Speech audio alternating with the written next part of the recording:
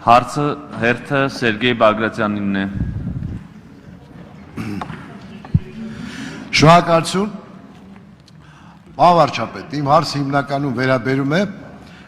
այս համաճարակից հետո տնտեսության իրավիճակին եւ վերագործարկման մեր ռեսուրսային հնարավորություններին։ Ողջ աշխարհը այդ խնդիրը ունի, թե ինչպես տնտեսությունը նորից բերի նախկին մակարդակին եւ այն երկիրը, որը դա ձևակերպի եւ կարող է իրագործել կարճ ժամանակում, շահավետ վիճակում է հայտնվելու։ Դուք մի անգամ նշեցիք, որ ժամանակն է, որ մենք 30 միլիարդանոց հնայի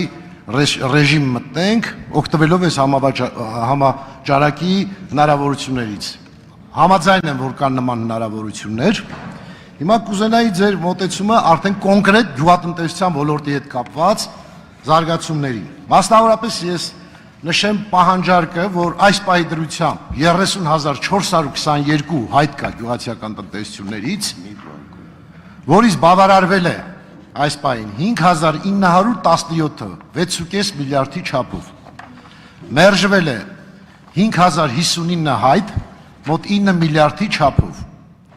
և 19,000 հայտ դեռևս ուսումնասիրման փուլում է։ Հիմա բանկերի հնարավորությունները, ռեսուրսները սահմանափակ են, և դա հասկանալի է մանավանդ ռիսկային պայմաններում, ակնկալել, որ բանկերը ամբողջովին կսպասարկեն կառավարության կողմից հռչակած ծրագրերի սպասարկումը, խնդրահարույց է։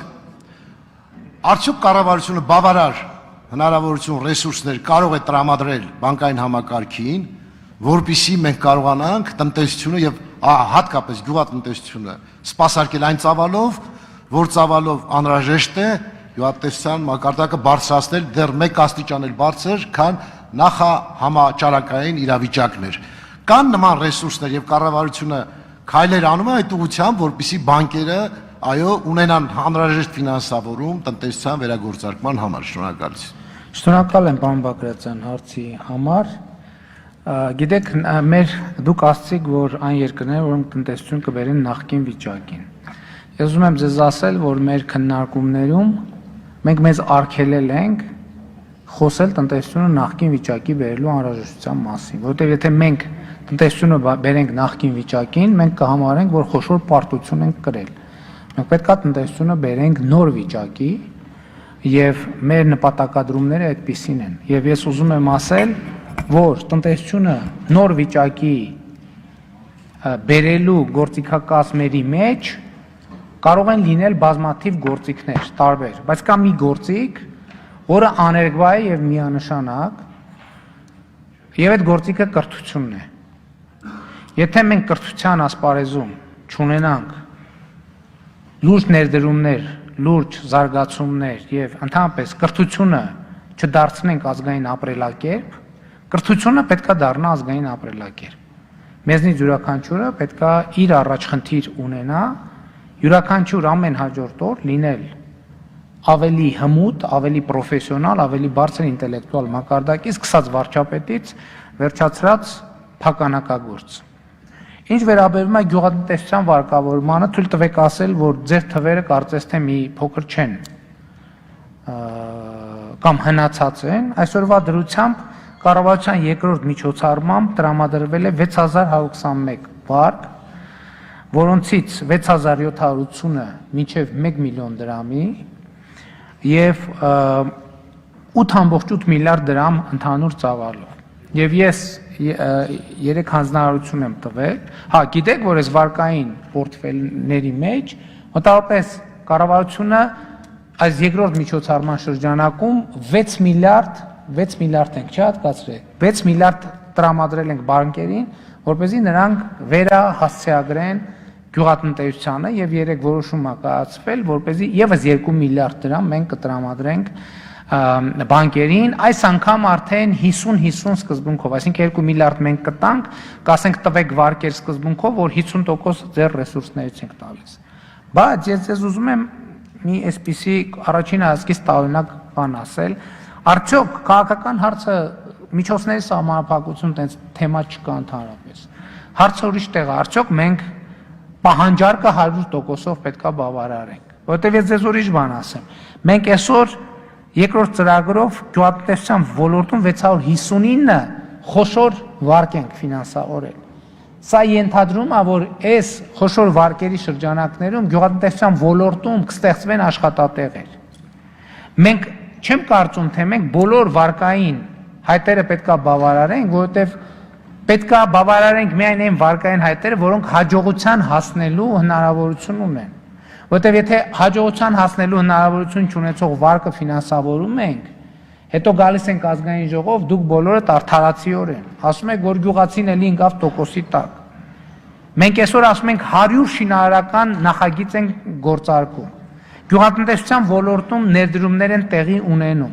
Երեք մեր մոտ տարօրինակ քննարկում է տեղի ունեցել։ Երբ որ մենք այս թվերը մեր ներդրումները հաշվել ենք, ասել ենք կարող է աշխատուժի խնդրեմ առաջանա։ Իսկ կարող է 100 եւ ավել 30 եւ 40 միլիարդ դրամի ներդրումը մենք չկարողանանք անենք այն պատճառով, որ ազատ աշխատուժ չկա։ Որտեղ մենք գյուղացուն տվել ենք վարկ, ասել ենք գնա հողի վրա աշխատի, այն գյուղացուն, որը արդյունք չի ստանալու հողից։ Կարող է ավելի լավ է մենք իրան վարկ չտանք, ասենք հարգելի գյուղացի, խնդրում եմ եկեք այն խոշոր գյուղացիական տնտեսությունում աշխատեք, դա ձեզ համար ավելի ապահով է, ռիսկ չունեք աշխատավարձ կստանաք, կամ է շինարարության ոլորտում։ Այնպես որ խնդիրը այստեղ բացարձակ միջոցները չեն, այլ այդ միջոցների ճշգրիտ եւ արդյունավետ կառավարումը։ Արձագանք, պարոն Բագրատյան։ Շնորհակալություն, պարոն վարչապետ, միգուցե մեր թվերը տարբերվում են, ես 5917-ից դուք 6000 121, 2% սխալ ունենք, մեծ Չէ, այդ ընդ որում կարող է երեկվա այսօրվա դինամիկայի խնդիրը այդտեղ մեծ պրոբլեմ։ Բայց ի ուրախություն մեզ ասեմ, որ 4.5 միլիարդ միկրովարկեր են, որոնք կոնկրետ օգտագործվել են հենց նպատակային։ Այսինքն այդտեղ սխալ տեղի չի ունեցել, չեն տարել հերոստացույց գնել, այլ կոնկրետ հենց իրենց գյուղատնտեսական աշխատանքը շարունակել են։ Այստեղ ես ճիշտ ասած հարցերը բազմազան են, բայց գալիս եմ ի վերջո հանգում եմ մի բանի, որ արդյոք կառավարման համակարգի արդյունավետության խնդիր ունենք մենք թե ոչ։ Եթե գյուղատնտեսության նախարարություն չունենալու պայմաններում մենք այսօր այս ծրագրերը կյանքի են կոչում, դա բավականին դժվար է լինում։ Եվ կառավարման համակարգի հետ կապված ճիշտ է դա քաղաքական մեծամասնության խնդիրն է, միգուցե ասեք լավ ենք անում, մեր գործն է, ոնց ուզում ենք անում ենք, բայց օրինակ թե սոցիալական հարցերի հետ կապված, երբ որ դուք զանգեր եք անում, ես դա դիտում եմ որպես ուղիղ ժողովրդավարություն, բայց օրինակ կարծում եմ, որ սոցիալական եւ աշխատանքի նախարարի զանգելը շատ ավելի էֆեկտիվ կլինի, օրինակ թե դա իմ կարծիքն է, որը կարող է եւ սխալ է, կամ առողջապահական հարցերը եւ այլն։ Ի նկատի ունեմ դուք տպավորությունը, պարոն վարչապետ, որ մեծ հովանի եք պահել եւ կառավարության աշխատանք ամբողջովին ծածկում եք եւ ասենք ոլորտային խնդիրները մենք բավականին դժվարություն ենք ունենում կոնկրետ հասցեական ուղղելու, որովհետեւ այդ ամբողջի բեռը պատասխանատվությունը կարծես դուք վերցրել եք եւ տանում եք եւ արդյոք կառավարման արդյունավետություն դրանով մենք կարող ենք ապահովել, որովհետեւ բոլոր հարցերը ի վերջո բխում են կառավարման արդյունավետությունից։ Այս իմաստով խնդրում եմ ձեր տեսակետը փոխանցեք հանրությանը եւ մեզ։ Պարոն Բագրատյան, թույլ է տպավորությունը, թե ես աշխատանքի եւ սոցիալական հարցերի նախարարին ոչ զանգում եմ, գրվում եմ, էլեկտրոնային փոստով էլ, հանդիպում ենք, քննապարզապես դա տեղի չի ունենում եթերում, դրա մի հատվածն է տեղի ունենում եթերում, նույնն էլ էկոնոմիկայի նախարար։ Մենք կոնկրետ էկոնոմիկայի նախարարի, աշխատանքի եւ սոցիալական հարցերի նախարարի, էլի այլ նախարարների հետ ամենօրյա ռեժիմով ենք աշխատում։ Ամեն օր մենք օրը 2 ժամ տրամադրում ենք ճգնաժամային, հակաճգնաժամային տնտեսական միջոցների քննարկմանը, ամեն օր։ Եվ նկատի ունեմ, գիտեք, ես չեմ հասկանում այդ ինչի համար է ասվում, որ բանը արդյունավետ չի թիմը, արդյունավետ չի աշխատում եւ այլն, եւ որ չի աշխատում, այս 19 թվի ցուցանիշները ով է ապահովել։ Ոնց են ապահովել։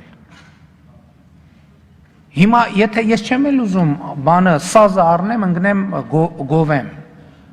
որովհետև ես արդեն հարցեց մեկին պատասխան ասացի, եթե դուք ակնկալում եք, որ ես իմ եւ մեր կառավարության աշխատանքից երբևէ գող պետք է լինեմ, մոռացեք դա, չի լինելու երբեք։ Որովհետև եթե աստղերը իջեցնենք երկնքից, ելի ես դժգոհ եմ լինելու, որովհետև պետք է ասեմ մոլորակներ ինչի չենք իջեցրել։ Մոտավորապես այսքանը եւս կոչ եմ անում այդ բանի, այդ դիսկուրսի մեջ չմտնել։ Ես կարծում եմ, որ մենք որպես թիմ, ընդ որում ոչ միայն որպես կառավարությունը, այլև խորհրդանական մեծամասնությունը եւ նաեւ շատ դեպքերում նաև խորհրդանական ընդդիմություն ենք, որպես թիմ աշխատում ենք, եւ այն ինչ որ ասում եմ ես ֆորմալ կառավարության, բայց ես համարում եմ, որ այդ արդյունքները մեր բոլորի աշխատանքի արդյունքն է, այդ թվում ընդդիմության քննադատության, որ ընդդիմությունը երբ որ քննադատում է, մենք գնում ենք մտածում ենք, չէ՞, մարդիկ ինչ են այս բանը ասում։ Ճիշտ է, կարող է երբեմն ռեակցիա ենք տալիս, կռիվ ենք անում եւ այլն, բայց հետո որ գնում ենք մենակ, սկսում ենք մտածել, չէ՞, ինքը ինչի տենց ասեց, մենք ինչի տենց ասեցինք, մեր ասածներ ճիշտ է։ Այսինքն սա կոլեկտիվ չի կարող, մենք Փառք Աստծո բռնապետական երկիր չենք եւ իդեպ ներողություն խնդրելով ես ուզում եմ խոսում եմ ժողովրդավարական առաջընթացի մասին եւ երբ միշտ զեկուցում էի Freedom House կազմակերպությունը զեկույց հրապարակել, որտեղ ինչ ասվում։ Հայաստանը արձանագրել է Freedom House կազմակերպության անցումային երկրներ զեկույցի պատմության մեջ, ամբողջ պատմության մեջ, ինչքան այդ զեկույցը կա, ժողովրդավարության բարելավման ամենաբարձր երկամյա ցուցանիշը։ Այսինքն Freedom House-ի զեկույցի պատմության մեջ ոչ մի երկիր ժողովրդավարության այն աստիճանի առաջընթաց չի ունեցել, ինչքան Հայաստանի Հանրապետությունը։ Այդ ինչի շնորհիվ է, այդ թույլ տվեք ասել, մեր բոլորի կոլեկտիվ աշխատանքի շնորհիվ է։ Այդ թվում արտախորհրդանական շատ ուժերի կոլեկտիվ աշխատանքի շնորհիվ է, հասարակական կազմակերպությունների, զանգվածային լրատվության միջոցների, քաղաքացիական հասարակության։ Այնպես որ ես կարծում եմ, որ այդ հարցադրումը ճիշտ չի եւ ուղիղ ասեմ նման շեշտադրումները ինձ չեն շոյում, մանավանդ որ դրանք իրականություն չեն։ Շնորհակալ։ Արման Աբովյան։ Ուրախ եմ։ Պարոն վարչապետ, դուք ելույթի սկզբում անդրադարձ ունեցաք արտաքին քաղաքականությանը եւ դրա հետ մեկտեղ մի երկու շեշտադրում արեցիք, հարցս հետեւյալն է, տեսեք, գաղտնիք չէ, որ հիմա բավականին լուրջ վերաձևավորումներ են գնում արտաքին քաղաքականության մեջ, ես ի նկատի ունեմ առհասարակ աշխարհում այդ աշխարհաքաղաքական կենտրոնների եւ այս փոփոխությունները իրենք չեն եղել 40-ական 50-ական թվականներից ի վեր 20-րդ դարի եւ process-ները այնքան բուրըն են ընթանում, որ համոզված եմ, որ եթե մենք ունենք կամ արդյոք մենք ունենք տեսլական այս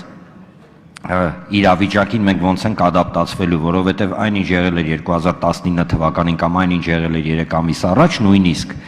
ինքը արդեն չի լինելու։ Լինելու է լիովին նոր աշխարհ, լինելու է նույն այդ նեոգլոբալիզմի, գաղափարի փակում, հիմա մի քիչ ուրիշ փոխհարաբերություններ են լինելու, ոչ թե մի քիչ ուրիշ, այլ լիովին ուրիշ փոխհարաբերություններ են լինելու, ընդ որում բոլոր ոլորտներում քաղաքական, դիվանագիտական,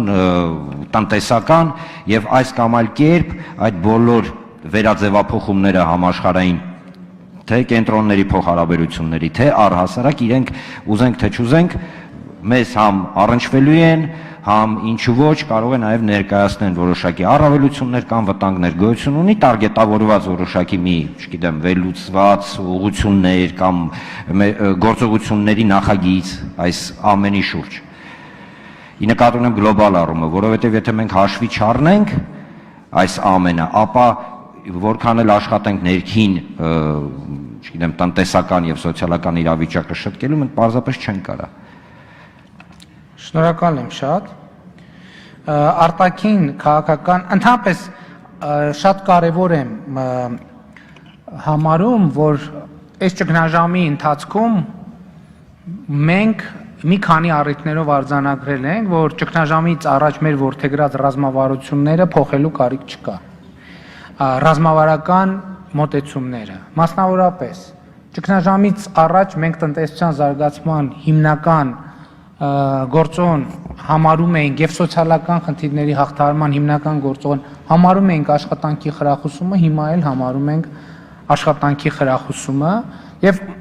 բազմաթիվ ուղղություններով, ինչ վերաբերում է արտաքին քաղաքականությանը, դեռ նախորդ տարեվերջին տեղի ունեցած դեսպանահավաքի ընթացքում մենք այսպես ասած արձանագրեցինք մեր կարգախոսը արտաքին քաղաքականության, որը մոտավորապես ոչ թե մոտավորապես հետեւյալն է. համահայկականություն, ինքնիշխանություն, փոխգործակցություն։ Եվ մենք կարծում ենք, որ մեր արտաքին քաղաքականության կարևոր նորամուծություններից մեկը, որը պետք է լինի համահայկականությունն է, որը 100%-ով գուցե նորամուծություն չէ, բայց մենք համարում ենք, որ այստեղ նոր կառուցակարգեր պետք է ստեղծվեն, որտեղ Հայաստանի Հանրապետությունը պետք է հանդես գա ոչ միայն մի պետություն, որ ներկայացնում է Հայաստանի Հանրապետության քաղաքացիներին, այլև պետք է հանդես գա որպես մի պետություն, որ ներկայացնում է աշխարհի ողջ հայությանը։ Իսկ սրա համար պետք է տեղի ունենան որոշակի հայեցակարգային եւ կառուցակարգային փոփոխություններ։ Եվ այդ փոփոխությունները երբեմն կարող են լինել ցավոտ։ Այդ փոփոխությունները երբեմն կարող են պահանջել հավելյալ կամք։ Այդ փոփոխությունները կարող են պահանջել իրավիճակի որոշակի վերագնահատում։ Այդ փոփոխությունները պետք է մեզ տան շատ նաև կոնկրետ հարցերի պատասխաններ կամ այդ պատասխանները կա ինքնիշխանություն ասելով մենք ի վերջո ինչ նկատի ունենք, որտեղ կա այո ինքնիշխանության խնդիրը, բայց այսօր աշխարհը նաև ինտեգրված աշխարհ է եւ ինքնիշխանությունները իրենք բացարձակ երևույթներ չեն, ճիշտ կետն է պետք գտնել, որտեղ է մեր ավարտվում մեր փոխգործակցության սահմանը, որտեղ է սկսում մեր ինքնիշխանության սահմանը եւ որտեղ է որ ինչպես է այս ամենը փաթեթավորվում համահայկականության տրամաբանության մեջ եւ կարծում եմ արտաքին քաղաքականության մեջ շատ բան կփոխվի, բայց չի փոխվի մի բան, որ հաջող արտաքին քաղաքականություն կարող է վարել այն պետությունը, որը ուժեղ է քաղաքական առումով, ուժեղ է տնտեսական առումով եւ ուժեղ է ռազմական առումով։ Եվ մենք պետք է այս երեք ուղղությունները դնենք մեր արտաքին քաղաքականության հիմքում։ Արձագանք։ Դուք նշեցիք ինտեգրման process-ը, որը կրկին անգամ կրկնեմ, որ ինտեգրման այն process-ները, որոնք այսօր տեղի են ունենում այսօր, իրենք բավականին տարբերվում են այն տեսլականից, որը եղել է 3 ամիս առաջ։ Ընդ որում հիշեցնեմ, որ 3 ամիս առաջ, որ նույն այս կորոնավիրուսի մասին, կորոնավիրուսը ճիշտ տարածումը ինքը շատ քիչ էր, արդեն իսկ մենք ձեր կառավարությանը հարցրել ենք հենց հարց ու պատասխանի ժամանակ, որ գալիս է տնտեսական ճգնաժամ, ինչ է լինելու, մենք ունենք, կհիշեք վստահաբար պլան A, B, C, որ պատասխանը եղավ, որ մենք նայում ենք լավատեսորեն։ Հիմա ցավոք պատմությունը ցույց տվեց, որ այն լավատեսական տեսլականը, որը գոյություն ուներ, նա չիրականացավ եւ դրա հետ մեկտեղ կրկին անգամ կրկնեմ։ Մենք ինտեգրման նոր պայմաններում տեսլականը, որը ես հասկացա գլոբալ առումով ինչի մասին է խոսքը գնում, մենք ունենք ու կոպիտ ասած հստակ տեսլական, մենք ունենք շարժվում այս նոր աշխարհաքաղաքական իրավիճակում, արտաքին հարաբերությունների եւ արտաքին մեր կոնտակտների, մեր հարաբերությունների կենտրոնների պահով։ Պարոն Աբովյան, ես ճիշտն ասած լավ չհասկացա ինչը չիրականացավ, որովհետև չիրականացան համենայն դեպս միջև այս պահի դրությամբ չեն իրականացել հոռետեսական կանխատեսումները։ Ես նոր ասեցի, չի իրականացել այն, որ Հայաստանում հումանիտար ճգնաժամ է սկսվելու կապված կորոնավիրուսի ճգնաժամի հետ։ Եվ ես ձեզ քիչ առաջ ցուցանիշներ հիշատակեցի, ես ձեզ ուրիշ զարմանալի ցուցանիշ էլ ասեմ։ Օրինակ ապրիլ ամսվա ընթացքում Հայաստանի Հանրապետությունում 15000 մարդ ընդունվել է աշխատանքի։ 15000 մարդու աշխատանքի ընդունվելու փաստ է արձանագրվել։ Եվ ճիշտն ասած, ես չեմ ասում, որ մենք հիմա տենց ինչ-որ դրախտային վիճակում ենք, բայց թույլ տվեք նաև չհամաձայնեմ, որ ինչ-որ լավատեսական կանխատեսում ա եղել, որը չի իրականացել։ Ընդհակառակը եղել են հոռետեսական կանխատեսումներ, որոնք բարեբախտաբար չեն իրականացել։ Փորձեմ ձեր հայեցակարգային մասին մյուս հարցերին պատասխան անդրադառնալ։ Արկադի Խաչատրյան։ Շնորհակալ եմ, պարոն վարչապետ, իմ հարցը կվերաբերի զեկույցի տնտեսական հատվածին։ Ես չափազանց կարևորում եմ, որ ցանկացած զեկույց, որ ներկայացվում է ազգային ժողովում, դրա ընթացքում անդրադարձ կատարվի նաև անպայմանորեն այն խնդիրներին, անհաջողություններին եւ ձախողումներին, որ մենք ունեցել ենք։ որովհետև բնականաբար որևէ ձախողում չի լինում այնտեղ, որտեղ ոչինչ չի արվում։ Եվ բնական է, որ մենք էլ ունենք անհաջողություններ եւ ձախողումներ։ Բայց անկեղծ պիտի ասեմ, որ երբ որ նայում ենք օրինակ զեկույցի տնտեսական հատվածը, այնպիսի տպավորություն է, որ մեր մոտ ամեն ինչ կատարյալ է։ Որևէ բացասական ցուցանիշ չկա, որևիցե ձախողման կամ անհաջողության մասին հիշատակում չկա։ Ես խնդրում եմ անդրադառնալ հենց տնտեսական ոլորտում մեր ձախողումների մասին ձեր պատկերացումներին եւ ներկայացնել, որոնք առանձնացնենք, որոնք են հիմնական անհաջողությունները, որոնք տնտեսական հատվածում մեզ չի հաջողվել լուծել, որովհետեւ ակնհայտ է, որ պետք է ներկայացնել մեր հաջողությունը եւ այդ հաջողությունը իրապես բոլորինն է, բայց չխոսել խնդիրների եւ ձախողումների մասին եւս կարծում եմ, որ ճիշտ չի։ Շնորհակալ եմ, բայց ցույց տվեք ասել, որ հենց տնտեսությունն ոլորտն է, որտեղ մենք ձախողում չենք ունեցել 2019 թվականին կամ մինչև 2020 թվականի մարտի 1-ը եւ այդտեղ ես արդեն ասացի, որ ինչպես կարելի է խոսել ձախողման մասին, երբ որ մենք ամբողջ եվրոպական տարածաշրջանում ամենամեծ տնտեսական աճ արձանագրած երկիրն ենք։ Իհարկե Եվրամիության երկրների հետ համեմատ մեր բազան ցածր է եւ ցածր բազայի վրա բնականաբար ավելի հեշտ է բարձր տնտեսական աճ արձանագրելը, բայց ըստ էության ես կարող եմ ասել, որ 2019 թվականին մենք կարողացել ենք հասնել տնտեսական հեղափոխության տեմպի եւ դինամիկայի, որովհետեւ մենք բացառիկ ցուցանիշներ ունենք։ Կարող է արդյոք այդ ցուցանիշները ավելի բարձր լինեն։ Այո, կարող է, եւ ես ձեզ ասեմ, որ մենք իրականում 2019 թվականին 8%-ից ավել տնտեսական աճ ենք սպասում, բայց եղավ մեր սպասածից ավելի քիչ եւ ըստ որոշ վերլուծությունների դրա պատճառն այն է, որ մենք այդ 46 միլիարդ դրամ պարտքը վերադարձրինք տնտեսվարողներին, որովհետեւ դա մեր ցուցանիշները պակասացրեց, բայց մեր կարծիքով դա հետագայի համար պոտենցիալը ավելի մեծացրեց։ Անհաջողություններ, գիտեք, ինչքանով ենք մենք կարողացել Հայաստանի քաղաքացիներին սոցիալական աջակցության տրամաբանությունից ավելի շատ տեղափոխել աշխատանքի եւ աշխատանքի խրախուսման տրամաբանություն։ Ինչքանով ենք մենք կարողացել կրթությունը մի աստիճանով եւս դա ավելի դարձնել ազգային ապրելակեր։ Ես չեմ կարող ասել, որ այդտեղ մենք լուծել ենք մեր խնդիրները, բայց կարող ենք մենք արդյոք խոսել ձախողման մասին, թե չէ, այդտեղ էլ չեմ կարող ասել, որ մենք ձախողում ենք ունեցել, գուցե մենք չենք ունեցել այնքան հաջողություններ, ինչքան կուզենայինք, որ ունենանք։ Այսինքն այս տրամաբանությամբ մենք ունենք խնդիրներ, խնդիրներ։ Օրինակ ներկայացնեմ մի խնդրեմ, որ օրինակ մենք միկրոբիզնեսին նոր սեգմենտ որոշեցինք եւ ասենք այդ սեգմենտին ազատում ենք հարկերից, չէ՞։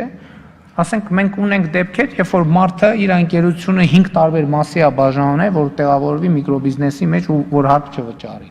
Սա ձախողում է, թե ձախողում չի, այո, ձախողում է, բայց ում ձախողումն է։ Այսօր մենք տեսնում ենք իրավիճակներ, երբ կառավարության բացած հնարավորությունները օգտագործում են չարաշահումների համար։ Բայց մենք միշտ բանի չեն կարող մարդկանց վերաբերվել բանի կանխավարկածով, կներեք օրինախախտի կանխա։ Մենք ընդհակառակը մենք այս ամեն ինչին վերաբերվում ենք որպես համագործակցություն եւ հույս ունենք, որ բոլորը կվերաբերվեն այդպես, որպես երկխոսություն, որպես կառուցողական համագործակցություն։ Համեցեք։ Արձագանք։ Շնորհակալ եմ, պարոն վարչապետ։ Իրականում ձախողում տերմինը ես չի օգտագործում այն իմաստով, որ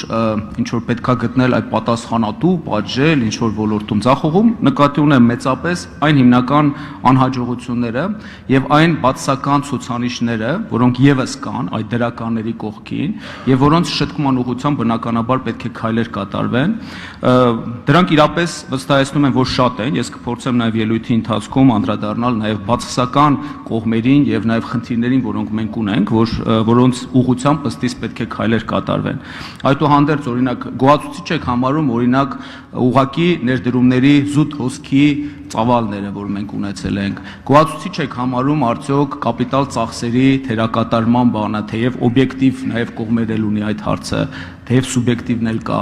Գոհացուցիչ ենք համարում արդյոք գյուղատնտեսության անկման ծավալը, զուտ էքսպորտի ծավալը եւ բազմաթիվ այլ ցուցանիշներ, որոնց մասին եւս կարելի է խոսել, բայց որոնք որ արտացոլում չեն գտել ըստ էության զեկույցի մեջ։ Շատ լավ, ուղղակի զեկույցը կոչվում է կառավարության ծրագրի կատարման ընթացքի եւ արդյունքների մասին, եւ ես զեկույցը կառուցել եմ կառավարության ծրագրի կոնցեպտուալ հատվածի հետ կապված մեր ծրագրի ընթացքի մասին, ինչ վերաբերում է նրան համարում եմ արդյոք որ կատարյալ է եղել ամեն ինչ, իհարկե ոչ։ Այո, կապիտալ ծախսերի մասին այդ դուք խոսում եք, մենք բյուջեի հաշվետվության մասին մեջ ենք դրա մասին խոսում եւ կխոսենք դեռ ազգային ժողովում եւ դա մեր ամենամեծ խնդիրներից մեկն է, բայց գյուղատնտեսության հետ կապված օրինակ 2020 թվականի հունվար-փետրվար ամիսներին օրինակ 4.5% աճ ենք արձանագրել եւ սա կարեւոր ցուցանիշ է եւ մենք հույս ունենք, որ մեր այս լայնածավալ վարկավորման արդյունքում մենք գյուղատնտեսության ոլորտում կշարունակենք կարողանանք աճի տեմպ պահել։ Ինչ վերաբերում է մնացածին, իհարկե բազմաթիվ խնդիրներ կան երկրում, բազմաթիվ։ Եվ շնորհակալ ենք ձեզնից նաև, որ դուք այդ խնդիրները բարձրաձայնում եք եւ մեզ ժամանակ եք թողնում, որպեսզի մենք հաջողությունների մասին խոսանք։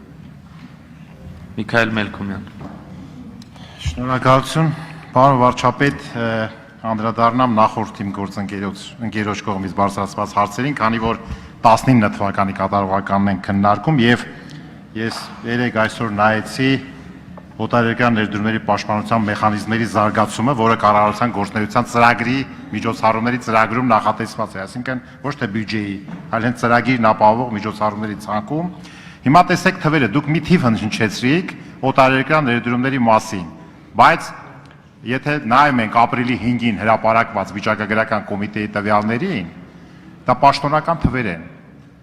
Մոտավորապես 37%-ով կրճատվել է 18 թվի համեմատ 19 թվին, այսինքն եկած ու գնացածը։ Ինչ թվերի մասին է խոսքը։ Ուրեմն եղել է 18 թվին 111 միլիարդ դրամ, այդ զուտ ներհոսքը։ Ուրեմն 19 թվականին դարել է ուրեմն 48 միլիարդ դրամ։ Հիմա որ մի տարի հետո նայում ենք, ասենք այդ վիճակագրական կոմիտեն հրապարակել է նոր թիվ, այդ 111 միլիարդը իջացրել է 74.9 միլիարդի, որպեսզի շատ թվերով տենց ինչ-որ բան չստացվի, ասենք բոլոր դեպքերում մենք ունենք անկում։ Հիմա դուք ասեցիք, որ դատաիրավական համակարգը չի հաջողվել, որպեսզի մենք անկախ դարձնենք, իսկապես դա այդպես է։ Պատկերացնենք, որ ոչ անկախ կամ ոչ ուրեմն բիզնեսը սպասարկող, հանրության շահը սպասարկող դատաիրավական համակարգի պայմաններում հաջողվել է մեզ ունենալ բացառիկ տնտեսական արդյունքներ։ Ստեղից եզրակացություն այդ համակարգը ազդում է, թե չէ, եթե անկախ լիներ, ավելի շատ կլներ հաջողությունները տրիչկաձև, թե չէ, այսինքն մի պահ պատկերացնենք, որ ես կարծում եմ, որ շատ կարևոր նշանակություն ունի դատաիրավական համակարգը, ստե մի քիչ իրար ոնց որ չի բռնում նրա ուրեմն ոչ անկախ լինելու հանգամանքով եւ այդ թռիչները, եւ երկրորդը օտարերկրյա ներդրումները այն հիմնական պարամետրն է, որտեղ աշխատատեղեր են ստեղծել։ Հիմա իջել է, հիմա ինչ անենք, սա պաշտոնական թվեր են։ Ես ուզում եմ, որ դուք մեկնաբանեք, էլի հարցեր շատ կա, բայց մեկնաբանեք հասկանանք, որ եթե մենք զարգանում ենք, ոնց ալնում, որ ներդրումները Հայաստանից գնում են, թվերն էլ երկու անգամ կրճատվում է։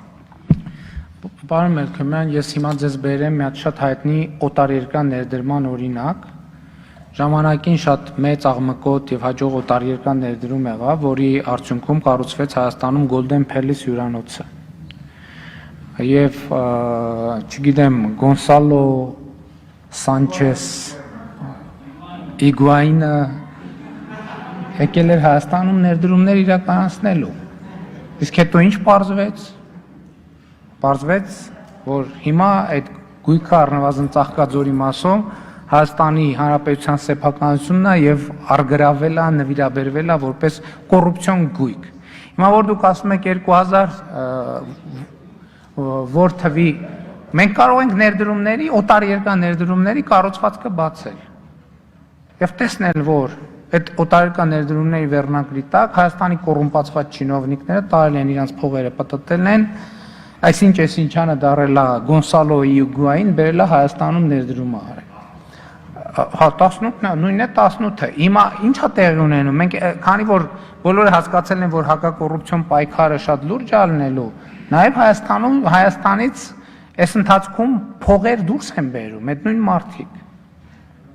Եվ այստեղ ցուցանիշների հետ կապված, բայց ընդհանուր առմամբ այո, մենք խնդրեմ ունենք, եւ դա մեր մեծ խնդիրներից մեկն է։ Եվ այդ մեծ խնդիրների ամենակարևոր բանը, ամենակարևոր պարամետրը այո անկախ դատական համակարգի կայացումն է։ Երեք օրինակ մենք քննարկում ենք տեխնոլոգիական ոլորտում ներդրումների հարցը եւ ասվում էր, որ մենք այսօր շատ մեծ ներուժ ունենք տեխնոլոգիական ոլորտում ներդրումների, բայց այդ ներուժի իրացման ամենամեծ խոչընդոտը մտավոր սեփականության պաշտպանության մակարդակն է Հայաստանի Հանրապետությունում։ Եվ երբ որ խորանում ենք, թե որտեղ է խնդրեմը, որ այդ ոլորտի ներդրողները իրենց մտավոր սեփականության պաշտպանության բավարար զգացում չունեն, ելի գալիս ենք նրան, որ դա դատական համակարգն է։ Եվ երկրորդը, հաջորդը ես կարծում եմ, որ մենք իրոք ունենք մեծ պոտենցիալ եւ մենք Հայաստանի իմիջը բարձրացնելով պետք է այդ պոտենցիալը զարգացնենք։ Հա, իմիջիայլոց ասում են ներդրումների մասին, չէ՞։ Օրինակ Հայաստանը նախորդ տարի եվրոբոնդերի բացառիկ հաջող գործարք ունեցավ։ $500 միլիոն։ Դա օտարերկրյա ներդրում է, թե չէ։ Իհարկե օտարերկրյա ներդրում է։ Ասենք մեր բանկերը այսօր, որոնք Fitch-ի եւ այդ մյուս ռեյտինգային ընկերությունների ռեյտինգների բարձրացման զուգահեռ իրանք են ռեյտինգներ ստանում, միջոցներ են ներգրավում։ Եվ մենք այսօր նաև որոշակի կառուցակարգեր ենք ստեղծում խթանելու համար, այդ թվում ներդրումները խթանելու եւ պաշտպանելու նպատակով։ Բայց այո, եթե խնդիրների մասին ենք խոսում, դա մեր խնդիրներից մեկն է, որ մենք պետք է լուծենք։ Արձագանք։ Այդ լավ է, որ ընդունում եք, որ այո, դա խնդրեմ կա այդտեղ, ես խոսքը չի գնում, խոսքը եթե մի հատ բացենք դա այդ, որ ասում եմ զուտ, Գազպրոմի եւ էներգետիկ համակարգի ընդհանուր թաքնված է 80%-ը դուրս գնալու դրա, որ այսինքն դրսի ընկերությունները իրենց փողերը տանում են, ընդունենք պարտքով գազ են ներկրում, հետո գնում է, բայց վիճակագրությունը վճարում են հիմա։ Հա, հասկանալի է, բայց ասենք հիմնական խնդրեմը էներգետիկ ոլորտում է։ Հիմա, քանի որ նաև քննարկում ենք ուրեմն այս վիճակում ստեղծված վիճակը, մենք բավականին օրենսդրական նախաձեռնություններ ունենք։ Ես ուրեմն հորդորում եմ ձեզ, որ երբ որ մեր օրենսդրական նախաձեռնությունները գալիս են կառավարություն, ուրեմն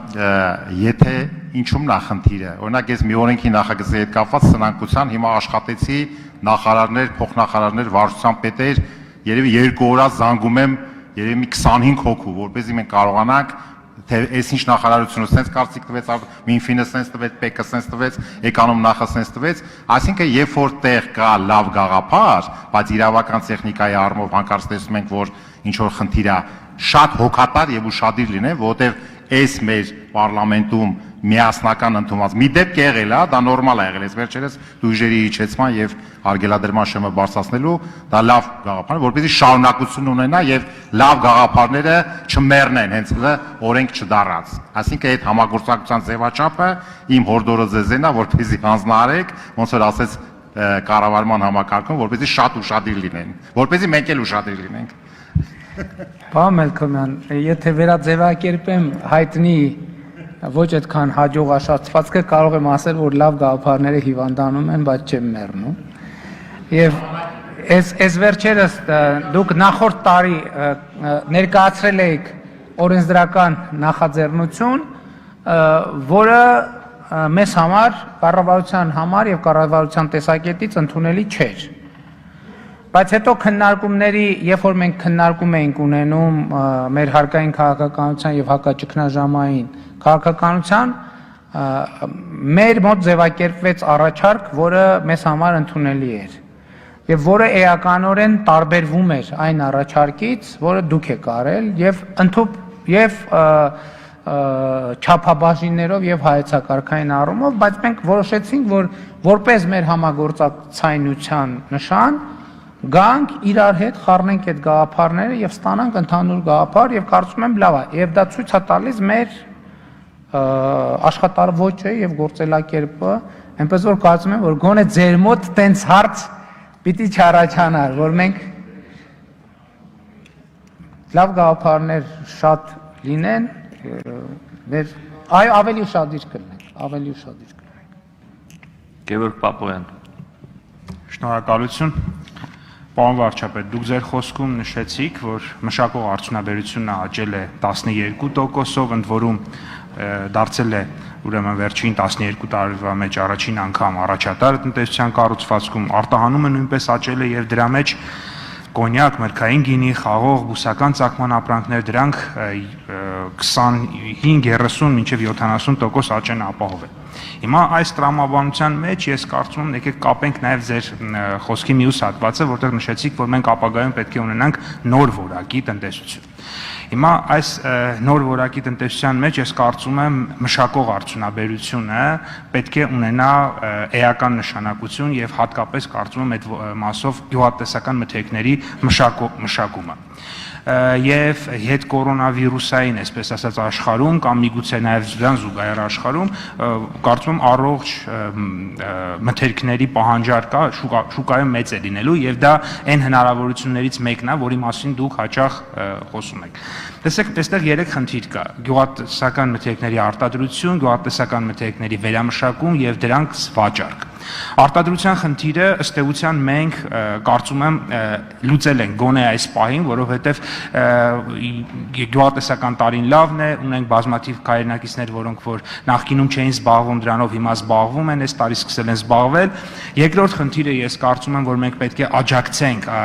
արդեն գյուղմթերք վերամշակողներին, որպեսզի նրանք մթերեն եւ դրանք վերամշակված պրոդուկտի վերածեն եւ այնուհետեւ աջակցենք դրանց վաճառքին։ Ես կխնդրեի հեռանկարային կառավարության ծրագրերում այդ վերջին 2 գործողությունների մասով ինչ կա, որովհետև որքան տեղյակ եմ, հատկապես վերամշակման մասով ինչ որ գործողություններ արդեն իսկ արվել են եւ նաեւ վարկային ծրագրեր կան, որոնցով կարող են օգտվել։ Ես կխնդրեի նաեւ ձեր մեսիջը այդ մասով փոխանցեիք մեր գործարարներին։ Շնորհակալություն։ Շնորհակալ եմ հարցի համար։ Գիտեք, ապագայի տնտեսության մասին մենք խոսելիս մենք պլանավորում ենք եւ ուզում ենք արձանագրել, որ մինչեւ 2050 թվականը մեր տնտեսության առաջատար ճյուղը կլինի ոչ թե մշակող արդյունաբերությունը, այլ կլինի տնտեսության այն ճյուղը, որը այսօր գոյություն ունի Հայաստանի Հանրապետությունում եւ որը կապված է տեխնոլոգիաների հետ։ Ինչ նկատի ունեմ, օրինակ, ես իհարկե թվերը լավ չեմ հիշում։ Հիմա աշխարհի ամենաառաջատար ընկերությունները տեխնոլոգիական ընկերություններն են Google, Apple եւ այլն, եւ օրինակ 80-ականներին կամ 80-ականների վերջին, երբ որ պլանավորվում էր ապագայի տնտեսությունը, ոչ մեկ չէր ասում, որ այն ժամանակ էլ էին ասում, դե մշակող արդյունաբերությունը կլինի, туриզմը կլինի, հանքարդյունաբերությունը չկլինի, այն ժամանակ ոչ մեկ չգիտեր, որ տնտեսության տեն ճյուղ է լինելու, կամ գիտեին շատ քչերը, մեզ չէին ասում։ Հիմա մեր նպատակադրումը ռազմավարական այն է, որ մենք գիտելիքի եւ կրթության զարգացման այնպիսի տեմպի կհասնենք, որ 2050 թվականի շեմին մեր տնտեսության կառուցվածքի մեջ առաջատարը կլինի տնտեսության այն ճյուղը, որը մենք հիմա պայմանականորեն անվանում ենք տեխնոլոգիական ճեղքման երևույթներ։ Եվ սա ապագայի ռազմավարության մասին, որի շուրջ մենք առաջիկայում համոզված եմ խոսակցություն կունենանք։ Ինչ վերաբերվում է այս տարվա խնդիրներին, այո, գյուղատնտեսության մշակման ոլորտը մեզ համար հիմա ամենակարևորն է, որովհետև ինչպես ասացի, մեծ ծավալներով մենք գյուղատնտեսությունը վարկավորում ենք եւ բերք հաստատվելու։ Այդ բերք ստանալը մի խնդրեմն է, բայց այդ բերքի իրացումը, այդ բերքի մթերումը երկրորդ խնդիրն է, որովհետև ասենք նույն խաղողագործության հետ կապված այդտեղ ինչ վիճակում է լինելու կոնյակագործությունը, ինչ վիճակում է լինելու գինեգործությունը։ Ասել, որ մենք այսօր գիտենք, թե աշնանը ինչպիսին է լինելու կոնյակի շուկան կամ գինու շուկան, դժվար կլինի եւ դրա համար մենք այդ հարցը այո մշտապես մեր ուշադրության կենտրոնում ենք պահում եւ փուլային եղանակով ենք առաջարկում որ լուծվի այս պահին եկեք լուծենք բերքի ստացման խնդիրը հաջորդ փուլում կլուծենք բերքի մթերման խնդիրը եթե այդպիսի խնդիր պարզվի որ կա երրորդ փուլում կլուծենք բերքի այդ ապրանքի իրացման խնդիրը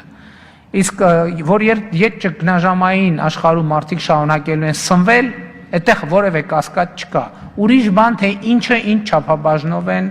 օգտագործելու սպառողական վարքագիծ ինչ փոփոխություն է շատ հնարավոր է պարզվի որ մարդիկ սկսել են գինու վրա խնայեն որպեսզի ալկոգել օգտագործեն կամ էլ կարող է տենց չպարզվի անորոշությունները շատ են եւ մենք պետք է ուղղակի ճկուն լինենք եւ ընդ որում փորձենք այստեղ էլ շատ նրբություն կա մեր առողջ ընկերություններին պետք է աջակցենք առողջ եւ մրցունակ ընկերություններին Արձագանք Շնորհակալ եմ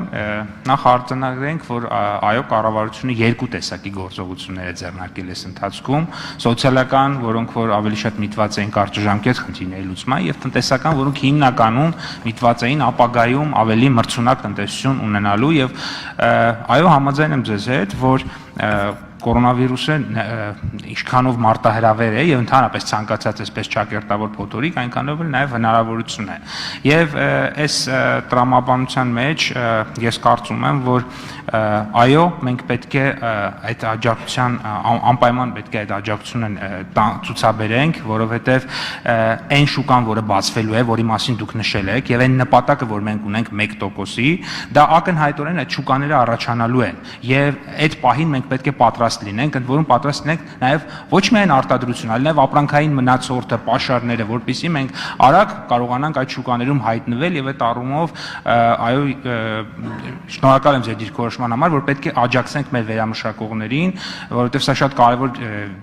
մեսիջ է, որպեսզի նրանք նաև այդ մեծ պահեստային մնացորդներ ինչու ոչ ունենան, որովհետև աշնանը կամ ձմռանը դրանք կարողանան այդ շուկաներ արտահանեն այն ժամանակ, երբ որ արդեն ըստ էության այս ամեն ինչը հուսով ենք ավարտված կլինի կամ մոտ կլինի ավարտին։ Շնորհակալ եմ, պարոն Պապյան, լիարժեք համաձայնվելով ձեզ հետ թույլ տվեք ասել, թե վերջին 2 տարում ինչն է ամենաշատը ինձ զարմացրել վարչապետի կարգավիճակում, որովհետև վարչապետի կարգավիճակում մի քիչ իրավիճակին այլ կերպ է նայում։ Ինձ վերջին 2 տարում ամենաշատը զարմացրել եւ հիացրել է հայաստանցի հայ գործարարների տաղանդը։ Երբեմն կան շատ նրբություններ, որ մենք առօրյա կյանքում չենք նկատում, բայց աշխատանքի բերումով երբ որ շփվում է եւ առնչվում է երևույթների հետ, ճգնաժամերի հետ, ստեղծագործական մտքի հետ, ամենաշատը ինձ զարմացրել եւ հիացրել է հայ գործարարների տաղանդը եւ ես համոզված եմ, երբ որ մենք իրապես հավասար նորմալ պայմաններ ստեղծենք մեր հայրենակիցների, գործարարների բիզնեսի աշխատանքի համար եւ ճիշտ հասցեական բովանդակային աջակցություն ցուցաբերենք, իրենք են լինելու, որ այս ճգնաժամը հաղթահարելու են, ոչ թե կառավարությունը։ Կառավարության դերը լինելն է իրեն չխանգարել այս ճգնաժամը հաղթահարելու գործում, իսկ մենք համոզված եղեք չենք խանգարի։ Անի Սամսոնյան։ Շնորհակալություն։ Պարոն վարչապետ, վերադառնանք ներդրումներին։ 2019 թվականի կատարողականում գրված է հետևյալը. Եվ պոտենցիալ ներդրողների նախնական ուսումնասիրությունների ծախսերի կրճատման, արդյունավետության բարձրացման եւ ծառայությունների որակը բարելավելու նպատակով ստեղծվել է ներդրումների աջակցման կենտրոն հիմնադրամը։ Սա նախատեսված էր 2019 ծրագրով մեկ պատուհան գործարար ներդրողներին աջակցելու համար եւ սա ստեղծվել է շատ ողջունելի է։ Այն Հայաստանում ներդրումներ իրականացնելու մտադրություն ունեցող տեղական եւ օտարերկրյա գործարարներին տրամադրում է տեղեկատվություն եւ համալիր աջակցություն Հայաստանի ներդրումային հնարավորությունների եւ պայմանների վերաբերյալ։ Ներկայումս խորհրդատվություն է տրամադրվել 50-ից ավել ներդրողների։ Այստեղ որ կարդում ենք ծրագիրը, տպավորություն է ստեղծվում, որ մեր վերջնանպատակը այդ ներդրումային աջակցման կենտրոնի ստեղծումներ եւ խորհրդատվության տրամադրումներ, բայց մենք գիտենք, չէ, որ վերջնանպատակը դա Հայաստան ներդրումներ բերելն էր եւ Հայաստանում այդ միջավայրը ստեղծելն էր։ Հիմա եթե ասում եք, որ խորհրդատվություն է տրամադրվել 50-ից ավելի ներդրողների, այստեղ պիտի լինեին նաեւ թվեր, որ օրինակ այդ 50-ից ավել ներդրողներից քանիսն են ներդրում իրականացրել Հայաստանում, քանի աշխատատեղ է բացվել այդ ներդրումների արդյունքում, այսինքն այդ ամբողջ շղթան պիտի բացվեր կատարողականում, որպեսզի մենք հասկանայինք վերջնարդյունքը, բայց այստեղ չկան այդ թվերը եւ ես ուզում եմ ձեզանից լսել, թե օրինակ այս 50 ներդրողներից այս 50 ներդրողները քանի աշխատատեղ են ստեղծել Հայաստանում եւ որքան հարկեր են օրինակ վճարում Հայաստանի Հանրապետությանը։ Շնորհակալ եմ հարցի համար, Տիկին Սամսոնյան, գիտեք, մենք տարբեր վիճակագրությունների չենք, ես իմ զեկույցում ասացի, որ 2015 թվականի հունվար սեպտեմբեր ամիսներին նոտարիական ներդրումների ներհոսքը կազմել է 2.2 միլիարդ դոլար, ինչը նախորդ տարվա նույն ժամանակահատվածի համեմատ ավել է 465 միլիոն դոլարով կամ 27.2%-ով, իսկ 2017 թվականի համեմատ 635 միլիոն դոլարով կամ 41.3%-ով։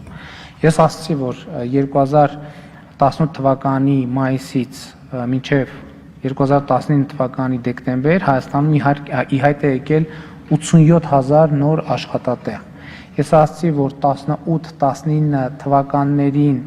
Հայաստանի պետական բյուջեի եկամուտները ավելացել են ավելի քան 1 միլիարդ դոլարով եւ ավելի քան 43%-ով։ Կոնկրետ ձեր ասած 50 գործարանների հետ կապված, այո, մեր սխալն է, վիճակագրություն չունենք եւ ես կփորձեմ կոնկրետ ճշտել այդ 50 գործարանները ինչ գործուն ինչ ճակատագրի են արժանացել Հայաստանի Հանրապետությունում, ներդրումների գրասենյակը այո գործում է եւ մենք պետք է ամեն ինչ անենք, որ այդ գրասենյակի գործունեությունը դառնա առավել արդյունավետ։ Արձագանք։ Շնորհակալություն, պարոն վարչապետ, կարծում եմ մենք համաձայնեցինք, որ այն ֆորմատը, որով ներկայացվում է ծրագրի կատարողականը կառավարության, պետք է փոփոխությունների ենթարկվի եւ այն արդյունավետ չի ներկայացվում։ Եվ եւս մի երկու բան կախված ներդրումների հետ։ Ես նաեւ հիշում եմ, որ 2019 թվականին կառավարությունը հարկային արտոնություններ տրամադրեց 40 եւ ավել ընկերությունների, այդ ընկերությունները պիտի անեին 250, մոտավորապես 250 միլիարդ դրամի ներդրումներ եւ ստեղծեին 4000 աշխատատեղեր։ Սրանք արդեն կոնկրետ թվեր են, որոնք հնչեցվել են կառավարությունում։ Ես ուզում եմ իմանալ դրանց ճակատագրի մասին եւ նաեւ մեծ ողջավորությամբ, հանդիսավորությամբ հայտարարվեց, որ օրինակ Կոտայքի մարզում բացվելու է վերելակների արտադրամաս, որը եւս ստեղծվելու է աշխատատեղեր, բայց մենք այսօր տեսնում ենք, որ այդ ներդրումները չկան եւ հարցեր են առաջանում, թե ինչու երբ հայտարարում ենք, որ գալիս են ներդրումներ կամ բանակցություններ, հետո պարզվում է, որ այդ ներդրումները կյանքի չեն կոչվելու։ Շնորհակալություն։ Շնորհակալություն, Տիկին Սամսոնյան, ես հեռու եմ իմ մտքից, որ կառավարության զեկույցի այս ֆորմատը կատարյալ է եւ քննարկումների, քննադատությունների արդյունքում մենք անպայման կձգտենք կատարելության։ Երկրորդ հարցը, որ վերելակների գործարանը բացում, ես չեմ հիշում, որ ես այդպիսի հայտարարություն արած լինեմ եւ ընդհանուր առմամբ իմ փորձից ելնելով գիտեք, որ բանի մեջ էլեկտրոնային հաղորդակցության մեջ կա այդպիսի հասկացություն սպամ։ Ներդրումային առաջարկությունների մեջ էլ կա սպամ, որ ուղղակի ասվում է, որ այ ես գիտեք ինչքան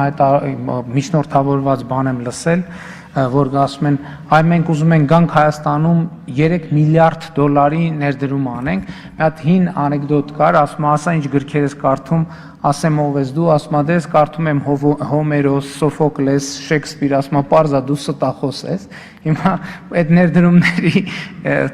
ծավալի մասին երբեմն հայտարարությունները իրանց մասին խոսում են, բայց պատկերացրեք ինչ մեծ ողբերգություն կլինի, եթե մենք այդ սպամների մեջ մի հատ իրոք ռեալ այդպիսի առաջարկի պատշաճ ուշադրություն չդարձնենք։ Դրա համար պետք է նաև մեխանիզմներ ունենալ ֆիլտրելու այդ առաջարկը, ինչ որ նյուանս ձեր հարցից բարձ թողեցի, կներեք ժամանակը սպառվեց։ Էդմոն Մարուկյան։ Շնորհակալություն, պարոն վարչապետ, ես ուզում եմ շարունակենք բյուջեի եկամուտների թեման, որ մենք 19 թվականին ունեցել ենք իրապես լավ տարի, ես այն կոչեի ոսկե, եւ դուք նոր նշեցիք մոտավորապես $1 միլիարդ հավելյալ եկամուտ ենք ունեցել, այսինքն ժողովուրդը գեներացրել է շատ եկամուտ եւ բյուջեն նման հաջողություն ունեցել, այսինքն խորհրդարանը չի պլանավորել այդքան եկամուտ, բայց հետեւաբար չի պլանավորել դրա ծախսը եւ որի արդյունքում մենք ունեցել ենք մեծ մնացորդ եւ ուզում եմ տալ հետեւյալ հարցը, որ այս ճգնաժամի շրջանակներում կառավարությունը Հայաստանի ՀՆԱ-ի քանի տոկոսի չափով է պատրաստվում ֆինանսական աջակցություն ցուցաբերել Հայաստանի Հանրապետության եկամուտը կորցրած քաղաքացիներին եւ դրանով նաեւ գումար ներարկել տնտեսության մեջ, որ տնտեսությունը շնչի, այ դուք նշեցիք, որ սոցիալական կոլապս չկա կամ հարցա կոլապս կա թե չկա,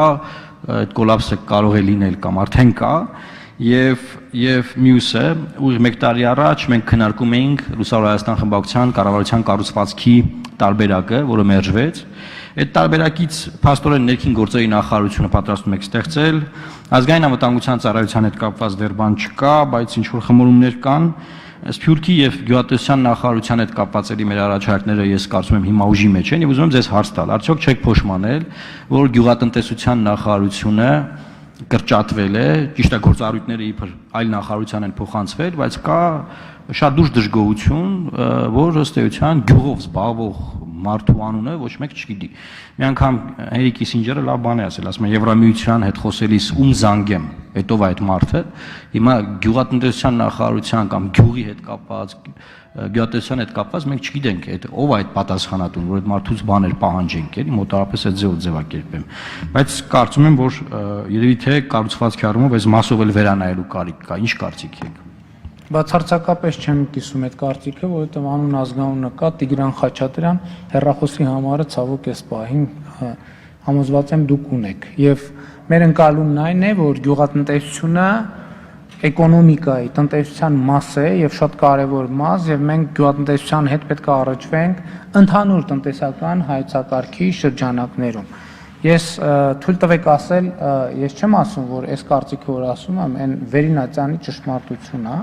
Ես հարգանքով եմ վերաբերվում ձեր կարծիքին, մյուս բոլոր կարծիքներին, բայց այդ հարցով մենք ունենք մեր կարծիքը եւ որոշումը ընդունել ենք։ Ներքին գործերի նախարարության հետ կապված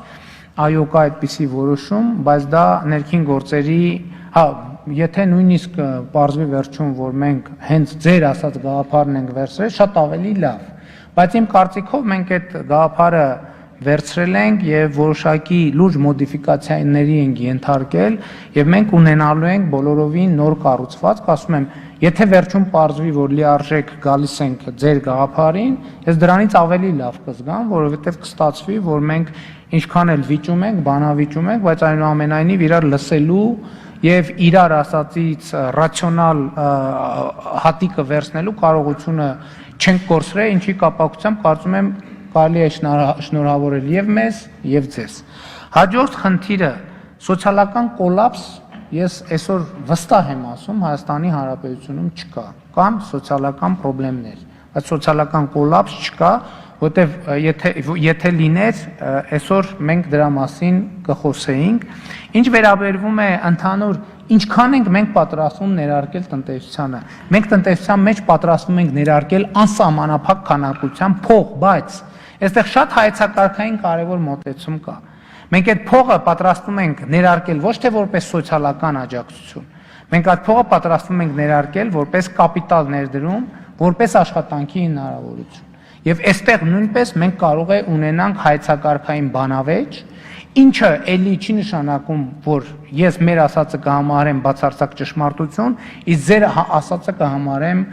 բացարձակ ոչ ճշմարտություն։ Մենք հարգանքով ենք վերաբերվում բոլոր տեսակետներին, այդ թվում ձեր տեսակետներին, բայց մենք կարծում ենք եւ իմ համոզմունքն է, որ մենք փողը ինչքան երկար ճանապարհով պատտենք, այնքան ավելի մեծ էֆեկտ ենք մենք ստանալու։ Տեսեք, մենք կա ճանապարհ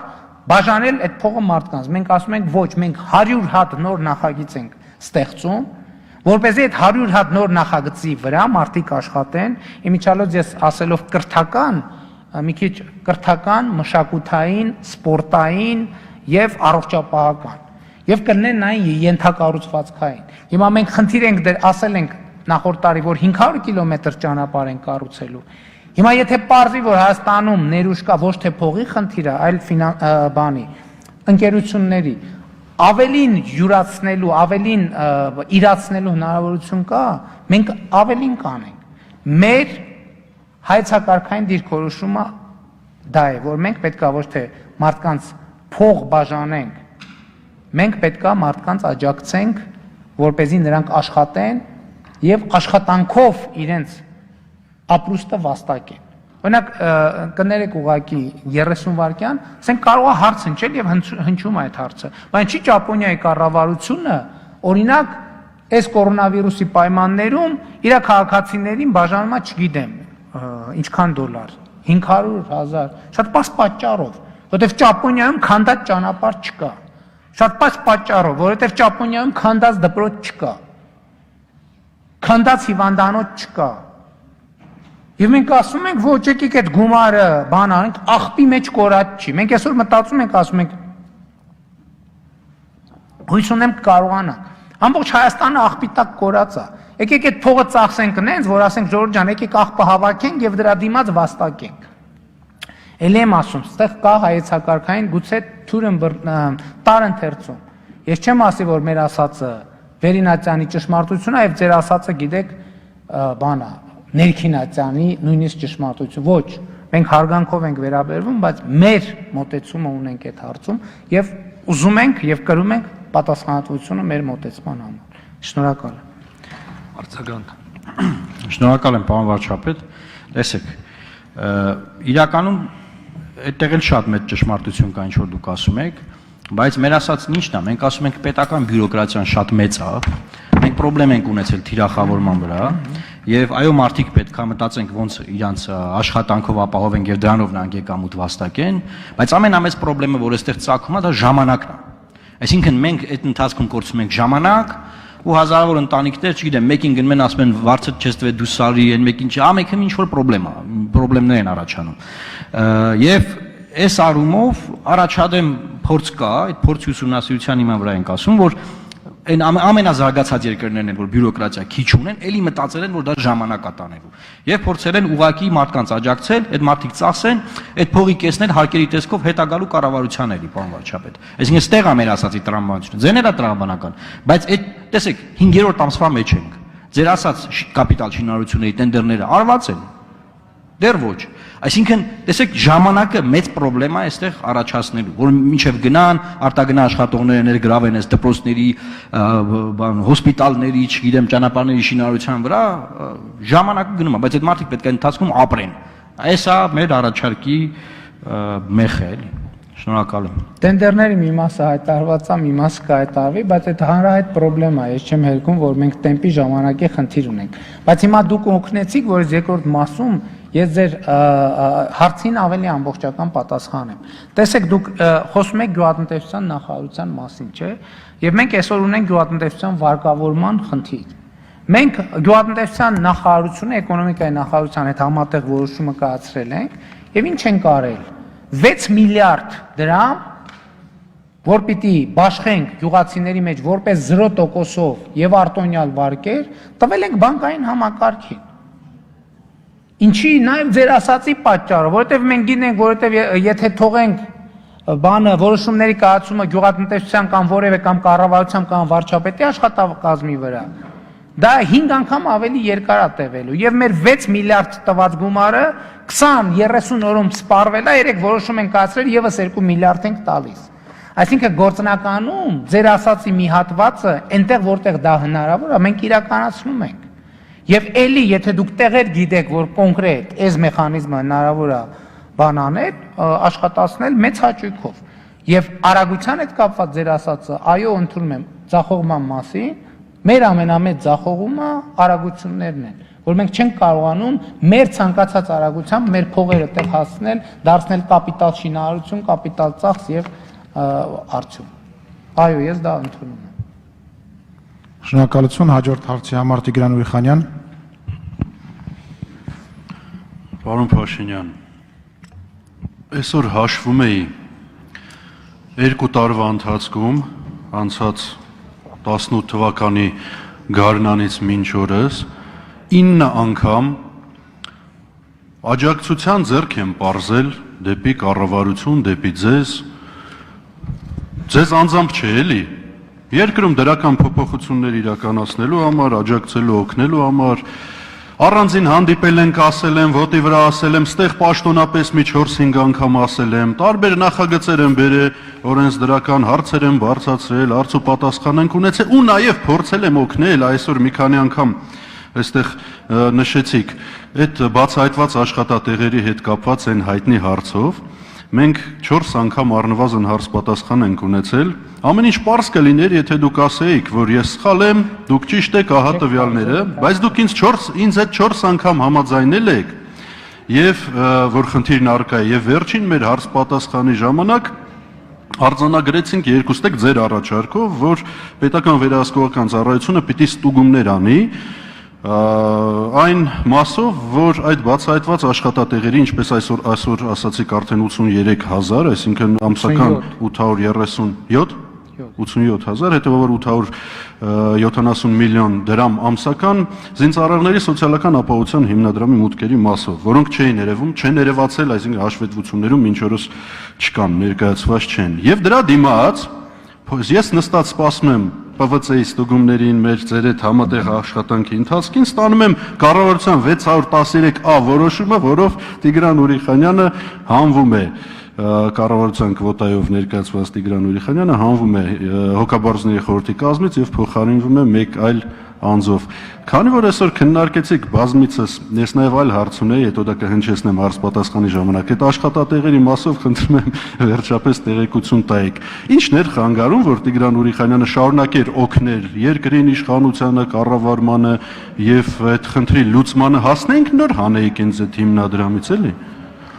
Բայց ես շատ ուրախ եմ, որ որևէ մի կոնկրետ հարց գոնե լուծվել, հա։ Պարոն Ուրիխանյան, ես կարծում եմ, որ դուք ընթացիկ կարգավիճակում ավելի մեծ օգնություն ցույց կտաք, որովհետև գիտեք, այդտեղ դուք հոգաբարձուների խորհրդի անդամ եք նրա համար, որ այդ հարցերը ձեր մոտ չծայք էր։ Դուք գնայիք այդ հարցերին պատասխանը գտնեիք, բարձումա դժվար, հա ՊՎՑ-ի հետ կապված ասեմ, ուղղակի ոնց որ օրենսդրական խնդիր առաջացավ եւ պարզվեց, որ ՊՎՑ-ն իրավասություն չունի այնտեղ ստուգել, ճիշտ եմ հիշում, թե սխալ։ Իրավասություն չունի այնտեղ ստուգել, ինչ վերաբերվում է այդ ցուցանիշներին, այդտեղ ես էլի շատ դժվար է ինձ հասկանալ, ես նաև պաշտպանության նախարարի հետ եմ այդ հարցը քննարկել, հոգաբարձուների խորհրդի նախագահ, այդտեղ ինչ որ հաշվապահական նրբություններ կան, որից իրականությունը չի փոխվում։ Այս թվերը, որ ես ասում եմ, ինչով եմ վստահ այդ թվերի համար, այդ թվերի համար հարկային հաշվետվություն է ներկայացված, աշխատավարձ է վճարված եւ եկամտային հարկ է վճարված։ Այն խնդրեմը, որի մասին դուք ասում եք, կարող է կապված լինել միայն մի բանի հետ։ Այդ բանի վճարի, այդ 1000 դրամի վճարի վճարման ցիկլերի եւ օրենսդրական նրբությունների հետ։ Ուրիշ թեմա այդտեղ չկա։ Մենք ստուգել ենք, վերստուգել ենք, այդտեղ նույնիսկ ստուգելու կարիք չկա, որովհետև չի կարող այլ կերպ լինել, որովհետև այդ գումարները գնում են, այդ աշխատատեղերի ձեր նշած գումարները գնում են հարկային պետական եկամուտների կոմիտե, այնտեղ երամսյակային պարբերականությամբ, թե մի ամսվա պարբերականությամբ փոխանցվում են հիմնադրամին։ Դա ըստ էության ավտոմատացված համակարգ է։ Այդտեղ մարդկային միջամտությունը կամ զրոյա կամ նվազագույն է, այնպես որ այդտեղ բան չեն կարող լինել եւ հույս ունեմ, որ դուք ձեր ազատված ժամանակը ավելի արդյունավետ կօգտագործեք ձեր հասարակական քաղաքական գործունեության համար։ Շնորհակալություն։ Արձագանք։ Շնորհակալ եմ։ Պաշտպանության նախարարը ստեղ է, այս անկյունից չէր եղում։ Պաշտպանության նախարարը մի քիչ կարծում եմ ավելի շատ բան ունի պատմելու այս թեմայով, քան պատմել է կամ պատմում է։ Ուրեմն տեսեք, ոչ, մի ամսվա ցիկլով չի։ Այստեղ ցույց եմ տվել ձեզ, ցույց եմ տվել, դուք էլ համաձայնել եք։ Բազմաթիվ ամիսներով մի 6 ամսվա կտրվածքով փողը չկար։ Դատախազությունից գրություն ունեմ ստացած, էլի ձեզ ցույց եմ տվել։ Որտեղ գրած է, որ գաղտնի ծախսեր են իրականացվել։ Բա անցած անգամ հիշում եք հենց այդ էր, որ այդ ոնց ինչ իրավունքով են գաղտնի իրականացրել։ Եվ վերջապես ձեր օգնականից գրություն ունեի, որտեղ գրած էր, որ 1.9 միլիարդի հասնող պարտավորություններ չեն կատարվել։ Հիմա ասենք ցիկլը, բանը, այդ աշխատատեղերը հարց չկա, փողն ուր է, սա ենք է խոսում։ Դրա դիմաց բռնում եք ինձ, հանում եք խորհրդից, ճիշտ եք ասում, որպես падգամավոր ավելի շատ եմ հարցնելու։ Բայց խնդրում եմ հորդորել, որ նախարարը մի քիչ ավելի շատ պատմի դրա մասին։ Կամ եթե այդ գաղտնի ծախսերի իրավունքը չկա, արվել է, ապա ուզում եք այլ ֆորմատով քննարկենք սա։ Ես կներեք, ես ոչ թե ձեզ պատասխանեմ, իմ հանձնարարականները սրա հետ կապված չի կատարվել, որ падգամավորի հարցերին լիարժեք պատասխան տալ։ Բանչյան նորից հարց տալի կարակ բացատրել։ Գուցե մի օր հավաքվենք իսկականից խոսանք տենանք ինչի մասին է խոսքը, լավ։ Ես բացառում եմ, որ կամ ուրիշ տարբերակ առաջարկեմ, գուցե քննիչ հանձնաժողով ստեղծեք, գնաք ստուգեք, դուք ինքներդ գնաք ստուգեք։ Ես նախ բացառում եմ, որ այդտեղ որևէ բան այնպես չլինի, եթե կպարզվի, որ որևէ բան այնպես չի, ուրեմն թող դրան բանան, բայց ես ձեզ անկեղծ եմ ասում, պարոն Ուրիխանյան, ես անկեղծ եմ ասում ձեզ, իմ ընկալումը եւ կանոնադրության իմ իմացությունը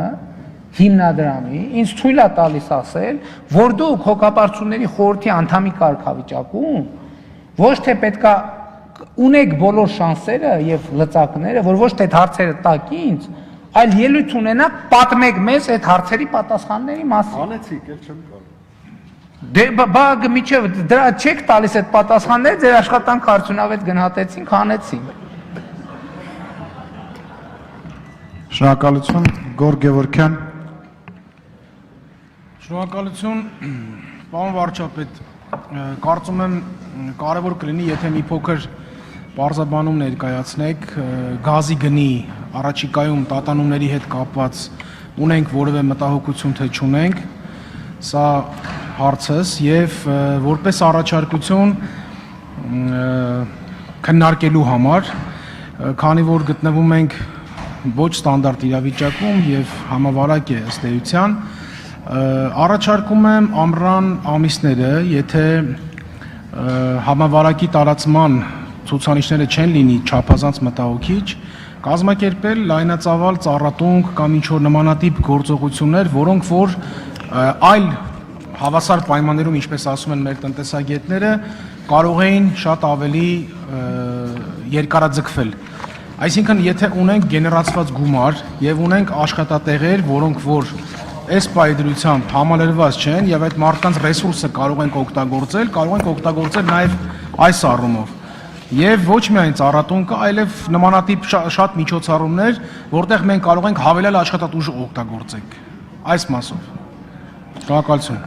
Շնորհակալ եմ շատ։ Կառավարության հակաճգնաժամային 15-րդ միջոցառումով մենք սահմանել ենք, որ ծառատունկ պիտի իրականացվի բարձրադիր շրջաններում եւ ծառատունկի մասնակցող քաղաքացիները պետքա վճարվեն, այսինքն ստանան աշխատավարձ եւ այդ ծրագիրը կա։ Ես ուզում եմ, որ մենք լավ պատկերացնենք այս ողջ process-ը, ինչու՞ է բարդությունը, սկսած կոմունալների վճարից, ես մի փոքր ասացի, վերջացրած այս կարգի ծրագրերով։ Այո, հենց այսօր այս ծրագրով մենք հատկացրել ենք 200 միլիոն դրամ։ Հենց վաղը մենք պատրաստ ենք հատկացնել եւս 500 միլիոն դրամ։ Ստեղ կա մի հարց. ով է այդ ծառատունկը կազմակերպում, ինչ երաշխիքներ է տալիս, որ այդ ծառատունկի արդյունքում կտնկվի ծառ եւ ոչ թե գումարները մեջ կարվեն եւ կփոշիացվեն արդյունքում ծառ չենք ունենա, կունենանք եւս մեկ քրեական գործ։ Այսինքն իրականում տեսեք, այս կապիտալ շինարարության պահը, որ ասում եմ, դրանով եւ կոմունալների մասով, դրանով ամեն ինչը մեր բարդությունները երևում են։ Որտեւ տեսեք, մենք ասում ենք, մենք 100 նոր օբյեկտ ուզում ենք կառուցենք, հիմնանորոգենք, նորոգենք։ Բայց մենք վստահ չենք, որ մենք դա կանենք, որովհետեւ կառավարությունը փողը տվողն է, նախագիծը տվողն է։ Պիտի լինի ընկերություն, որ գա, ասի, որ ես պատրաստ եմ մտնել այդ ծրագրի մեջ ու շահույթ ստանալ, հո մենք ծրի չենք ուզում։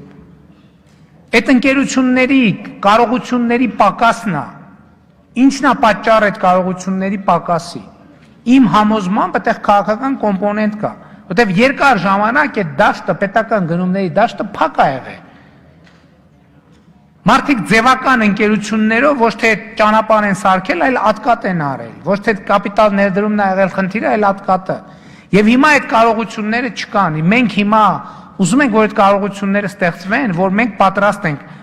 Պարոն Մարուկյանը հարց տվեց, ասեց, ինչքան եք պատրաստ դնել, ասում ենք անսահմանափակ։ Իսկ ինչքան կարող է մեր տնտեսությունը վերցնել։ Ոչ թե որպես բան, որ Ժողովուրդ ջան տալիս ենք, որ գնաք հաց առնեք ուտեք, ոչ, այդ տրամաբանության մենք դեմ ենք, մենք ասում ենք տալիս ենք, որպեսզի աշխատեք, վաստակեք ձեր հացը եւ արժանապատիվ աշխատանքով այդ բարեկեցությունը ձևավորեք։ Նույնն է ծառատունկի ծրագիրը։ Եթե լինեն առաջարկներ, համ այդ ծառատունկը սեզոնայնություն էլ ունի։ Ով ունի այդպիսի առաջարկ, բայց այդ առաջարկը պետքա փորձաքննության ենթարկվի։ Պետք է դա մեզ վստահելի թվա, որ մենք այդ փողը, որ ծախսում ենք, արդյունավետ ենք ծախսում։ Ով ունի առաջարկ, մենք պատրաստ ենք։ Իմիջիայլոց այս 15-րդ ծրագիրը մենք հասարակական կազմակերպությունների ներգրավմանն ենք անում, առնվազն 2 հասարակական կազմակերպություն ներգրավված է լինելու process-ի մեջ։ Ակալություն Կարեն Սիմոնյան արձագանքում եք, խնդրեմ։ Ես արձագանքը նաև գազի գնի հետ կապված, պարոն վարչապետ։ Հա, վայ գազի մոռացա։ Գազի հետ կապված իհարկե մտահոգիչ է, որտեղ ընդհանուր առմամբ այն մղումը, որ Ռուսաստանի մեր գործընկերները ունեն Գազպրոմի, ավելի տնտեսապես մրցունակ դարձնել Գազպրոմ Արմենիա ընկերությունը։ Դա մեզ համար հասկանալի եւ ընդունելի ձգտում է, որովհետեւ տեսեք, այդ գազը խողովակը, այդ խողովակով այդ գազը գնում հասնում է բաժանորդին։ Եթե այդ խողովակը չսպասարկվի, 1-2 տարուց այդ խողովակը ուղղակի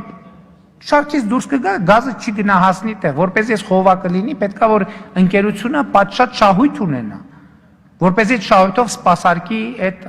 ենթակառուցվածքը։ Բայց հիմա այս փուլում մենք ինչ խնդիր ենք տեսնում։ Մենք տեսնում ենք, որ մեր ռազմավարական գործընկեր երկրի կազմակերպությունը այս համընդհանուր ճգնաժամի պայմաններում եւ էներգակիրների շուկայի փլուզման պարագայում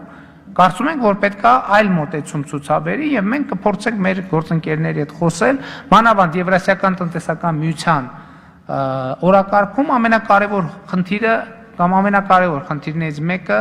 էներգետիկ ընդհանուր շուկայի ձևավորումն է եւ մենք կարծում ենք, որ այսօրվանից այդ տրամաբանությամբ պետք է շարժվենք առաջ։ Կարեն Սիմոնյան, խնդրեմ։ Շնորհակալություն, հարգելի պարոն վարչապետ, ներկայացրեցիք բազմաթիվ թվականաճեր, որոնք բավականին ոգևորիչ են, սակայն ես ուզում եմ խոսել մի թվականաճի մասին, որը այս պարագայում մտահոգիչ է։ Դա հանցագործությունների թվի աճն է, որն աճել է 21%-ով կամ եթե բացարձակ թվով նայենք 42,000 դեպքերով։ Ուզում եմ հասկանամ ինչով է պայմանավորված այս աճը, ինչ կառուցվածք ունի, այսինքն ինչ որ հատվածներն են ավելի շատ գրանցվել, ինչ դեպքեր են գրանցվել եւ ըստ ձեզ ինչպես է հնարավոր այս աճը կանգնեցնել, որովհետեւ վերջո 42,000 նոր դեպք մի տարվա ընթացքում համեմատած նախորդ տարվա դա բավականին մեծ թիվ է։ Եթե ընդհանուր թիվը նայենք, այդ չեմ սխալվում 240,000 հանցագործություն է գրանցվել 2019 թվականի ընթացքում։ Ուզում եմ հասկանալ այս աճը ինչով է պայմանավորված։ Միգուցե քաղաքացիները սխալ են հասկացել ժողովրդավարության ընկալումը, հա, այլ մոտեցում են ցուցաբերում։ Ուզում եմ ձեր մոտեցումը հասկանալ։ Շնորհակալություն։ Շնորհակալ եմ շատ։ Այստեղ չգիտեմ ինչ տոկոսով, բայց դեր ունի նաև այն, որ սա այն դեպքերից է, երբ որ օրինակ կառավարության ստեղծած հնարավորությունը ոմանց կողմից չարաշահվում է։ Դուք գիտեք, որ մենք 2019 թվականին հանցագործությունների էֆեկտիվ բացահայտման համար պարգևատրման որոշակի համակարգ ներդրեցինք ոստիկանության համար եւ այս դեպքերս վերջերս մի դեպք պարզվեց, երբ որ պարզվեց, որ ոստիկանության բաժնի պետը եւ անձնակազմի որոշ ներկայացուցիչներ թաղի հանցագործների հետ պայմանավորվում են, որ նրանք գնան գողություն անեն, իրանք գան այդ գողությունը բացահայտեն կամ գողոնը գտնեն եւ դրա համար պարգևավճար ստանան։ Այսինքն ում մտքով կանցնես, չէ՞, տենց բան։ Հաջորդ խնդիրը, որը այսօր գիտեք, որ Հայաստանի Հանրապետությունը երկար տարիներ կալանավորված անձանց թվով եղել է շատ մտահոգիչ տեղերում։ Այսօր Հայաստանի Հանրապետությունը կալանավորված անձանց թվով, վերջին ցուցանիշներով արդեն համապատասխանում է եվրոպական, եթե ոչ լավագույնին, ամենացածր նշաձողին։ Սա ինչ որ առումով հաջողություն է, բայց ինչ որ առումով նաև բերում է ձեր ասած ռիսկերին։ Մենք ուրիշ խնդրեմ ունենք։ Մենք այսօր ունենք գողության համար որպես մեղադրյալ ներգրաված անձինք, ովքեր դատարանի կողմից կալանքից ազատ են արձակվում, ասենք խափանման միջոց է ընտրվում ստորագրություն չհեռանալու մասին։ Եվ իրանք նախաքննության ընթացքում նոր գողություն են անում։ Եվ կա նաև երրորդը, այդտեղ մի քիչ ձեր բանը բոստանն էլ կա գցել։ Երբ որ 2018 թվականի հեղափոխությունից հետո հեղափոխական կառավարության նկատմամբ այդ թվում ձեր կուսակցության կողմից բաներ քաղաքական ճնշում էր գործադրվում համաներման հետ կապված, դա նաև դրա արդյունքներից մեկն է, որովհետև կներեք արտահայտության ճիշտ է, ես էլ եմ բանտից համաներումով դուրս եկել, բայց ընդհանուր առմամբ համաներումը համարում եմ շատ վատ գործիք, որովհետև գործնականում համաներման ազատվածների 60-70%-ը առաջիկա 1-2 տարվա ընթացքում բռնվում է նոր հանցանք կատարելու մեջ։ Այսինքն, այստեղ համակարգային խնդրեմ ունենք, ձեր հարցը մտահոգությունը կիսում եմ, բայց ձեր ասած հարցի պատասխան մի պատճառ չի, այստեղ պատճառների որոշակի համախումբ է, եւ այստեղ կա նաեւ ոստիկանության եւ իրավապահ համակարգի ընդհանրապես էֆեկտիվության խնդիրը, որը առանձին թեմա է քննարկվում։ Արձագանք։ Շնորհակալություն, պարոն Փաշինյան, հույս ունեմ նոր այն ընթացակարգի ու բարեփոխումները, որ ոստիկանության ոլորտում գնում են, կկարողանան ենթադրել, որ հաջորդ տարի ներկայացնելով կառավարության գործունեության արդյունքները մենք ականատես չենք լինի այս աճին, նման աճի, բայց ես կուզեի նաև լսել ձեզնից կան նման քայլեր հաջորդականություն, թե ինչպես դեմառնել այդ հանցագործությունները։ Ես հասկանում եմ, որ ասում եք օրինակ անձը գտնվում է դատարանում է գործը, այսինքն պայմանականորեն ազատ է արձակված, խափանման միջոցը կալանքը չի ընտրվել, ասենք օրինակ ստորագրությունն է, բայց հանցագործություն է կատարում։ Ինչպես անել, որ ինչ աշխատանքներ իրականացնել, պրոֆիլակտիկա կամ չգիտեմ, որ մարդը հետ կանգնի այդ ճանապարհից, այսինքն վերջը խնդիրը զուտ պատժելը չի, նաև հասարակության անդամին հասարակությանը վերադարձնելն է։ Մի կարևոր քայլ մենք արել ենք այդ հանցավոր ենթամշակույթի դեմ պայքարի օրենսդրությունն է, որովհետև գիտեք, ես չգիտեմ, օրինակ, երբ որ խոսում եմ այսպես կոչված գողերի, օրենքով գողերի մասին, ես չգիտեմ հանրության շրջանում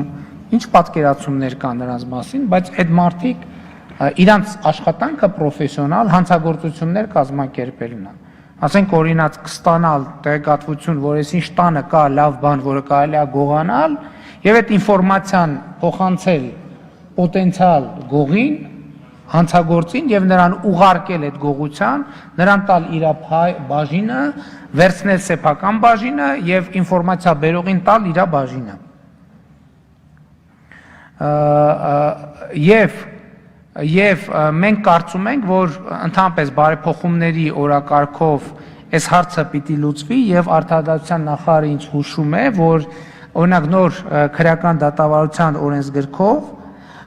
մենք նախատեսում ենք, որ խափանման միջոց, այլընտրանքային խափանման միջոց կամ վաղաժամկետ ազատ արձակված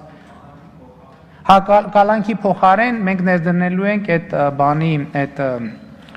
էլեկտրոնային բրասլետի համակարգը, որը խափանման միջոցի տակ գտնվող մարդու հետագիծը թույլ է տալու, եւ այս կարգի քայլերով մենք պետք է անենք, եւ ի վերջո բանի քրեական ենթամշակույթի հաղթահարումը շատ կարեւոր է։ Որ օրինակ ասենք մեկը տենում է հարևանի տնից գողություն են անում, ասում է դե լավ, ես հո զանգող չեմ կամ գրող չեմ, որ ես զանգեմ, ասեմ, ես ինչ բանը տեղի ունենում։ Համակարգային բարեփոխումների արդյունքում պետք է դա լինի։ Շնորհակալ եմ։ Շնորհակալություն, Տաթևիկ Հայրապետյան, խնդրեմ։ Շնորհակալություն, պարոն վարչապետ, իմ հարցը թերևս եւս վերաբերում է ներքին անվտանգության առնչվող խնդիրներին, բայց փոքրինչ այլ տեսանկյունից քննարկվող տարվա ընթացքում փոխվեցին ուժային կառույցների ղեկավարներ, եւ ես կցանկանայի իմանալ հատկապես ուժային կառույցներում վարվող կադրային քաղաքականությունը որքանով է անդրադառնում այդ ոլորտի կատարողականի վրա, մասնավորապես որոշ աղմկահարույց դեպքեր հաշվի առնելով, ձեր գնահատականը այդ տեսանկյունից։ Չեմ հիշում Լենինն էր ասել, թե Ստալինը կադրի решают всё։ Ստալինն էր ասել։ Եվ ըստ էության հիմա էլ էսպես է, բայց գիտեք, ես ուզում եմ մի բան մենք արձանագրենք, որ մեր ես չգիտեմ այս մասին բարձրաձայն ասել եմ թե չէ, բայց մեր պետքա ընդունենք եւ խոստովանենք, որ մեր իրավապահ համակարգը շոկի մեջ է իրականում։ Եվ ես դա զգում եմ տարբեր առիթներով, որովհետեւ օրինակ նույն ոստիկանության, ազգային անվտանգության ծառայության աչքի առաջ տեղի է ունեցել մի բան, որը երկար տարիներ իրանց ներշնչվել է, որ այդպիսի բան հնարավոր չի եւ չի կարող տեղի ունենալ։ Խոսքը 2018 թվականի հեղափոխության մասին է։ Եվ այդ մարդկանց աչքի առաջ տեղի է ունեցել մի բան, որ իրանք իրանց նայել են ու իրանց աչքերին չեն հավատացել, որ հիմա սա Հայաստանի Հանրապետությունում տեղի է ունենում։ Հիմա էլ շատ մարդիկ նայում են եւ իրանց աչքերին չեն հավատում, որ ես այստեղ կանգնած եմ որպես Հայաստանի Հանրապետության վարչապետ։ Որտեւ ես իրանց օբյեկտն եմ եղել տասնյակ տարի։ Եվ այստեղ խնդիրը հետեւյալն է, իմ քաղաքականություն եղել է, որ ես օգնեմ այդ համակարգերին, որ իրանք հաղթահարեն այդ շոկը։ Հասկանան, որ այս նոր իրավիճակում իրանց ավելի բարձր, ավելի ազնիվ, ավելի պետական առաքելությունը դրված իրենց ուսերին։ Եվ ես մեր համակարգերի եւ ոստիկանության ամենամեծ խնդրեմը հենց այդ շոկն եմ համարում, որ ցավոք սրտի միջև հիմա հաղթահարված չի։ Բայց ես կարծում եմ, որ ոչ թե դրա համար մենք փետը պետք է առնենք ընկնենք մեր ոստիկանների եւ ոստիկանության հետևից, մենք պետք է օգնենք իրանց։ Պետք է օգնենք, որ եւ նաեւ բարեփոխումներ անենք։ Հիմա մենք ոստիկանության բարեփոխումների ռազմավարությունը ընդունել ենք եւ մենք պետք է բարեկային նոր ծառայություն ձևակերպենք, որ մեր արտաքին ծառայությունը, այսինքն ճանապարհային ոստիկանություն պետք է չլինի եւ բարեկապահական ծառայություն պետք է չլինի, պետք է լինի բարեկային ծառայություն։ Եվ այդ ծառայությունը մի շատ մեծ մասով պետք է ձևավորվի գործող ոստիկաններից, որոնք կրթական process կանցնեն եւ նաեւ այսպես շոկը կհաղթահարեն, բայց նաեւ մեծ թվով նոր մարդիկ մենք պետք է ներգրավենք։ Եվ իմիջայլոց ասեմ նաեւ, նախապես ասեմ, որ մեր համոզմունքն է, որ բարեկային ծառայությունում պետք է լինի բավականին բարձր աշխատավարձ, որովհետեւ այսօր ոստիկանի աշխատանքը գրավիչ չի։ Ոչ միայն նոր եկողի համար, այլև նույնիսկ ոստիկանի համար, կներեք, ես չեմ ուզում որևէ մեկին վիրավորենք, ճիշտ է, մենք մոտ 30%-ով վճարումները ավելացրել ենք, բայց մենք գիտենք ինչքան կոռուպցիոն բանից ենք, եկամուտից ենք զրկել ողջ իրավապահ համակարգը։ Մենք վստահ ենք, ես վստահ եմ, որ այդ 30%-ը մենք ավելացրել ենք, բայց դրա արդյունքում իրանց համախառն եկամուտները նվազել է։ Այսինքն մենք կարող ենք ճիշտ է, բայց սա պրոբլեմա, որը մենք պետք է լուծենք։ Եվ գիտեք, ես գիտեմ, որ շատ կա քննադատություն եւ տեղին է այդ քննադատությունը, բայց իմ եւ մեր հեղափոխության գաղափարախոսությունը ես ուզում եմ, հիմա շատ են չէ խոսում, լավ է թավիշը, այդ ինչա բան զզվեցինք, նույնիսկ մեր թիմակիցներն ասում են, հիմա թավիշ բառը Հայաստանում բանա դառը, նեգատիվ իմաստ ստացել։ Բայց այստեղ շատ կարևոր է հասկանալ մի բան։